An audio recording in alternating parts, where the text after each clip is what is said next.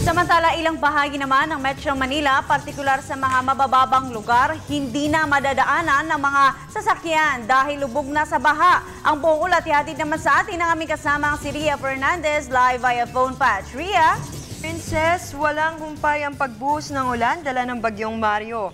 Ilang mga kalsada at tahanan sa Barangay Rojas District sa Mother Ignacia, Quezon City, malapit sa ilog at tulay, lubog na sa baha. Alas 2 ng madaling araw na magsimulang umulan at bumaha sa may Gumamela Street sa Rojas District. Humupa ito ng alas 3, ngunit biglang bumugso muli ang ulan at hindi na tumigil bandang alas 5 ng umaga. Dahil dito, mabilis na tumaas ang baha at nilamo ng mga kabahayan hanggang sa ikalawang palapag. Ayon sa isang residente, tanging pagtawid na lang sa mga bubungan ang paraan nila upang makapunta sa ibang lugar.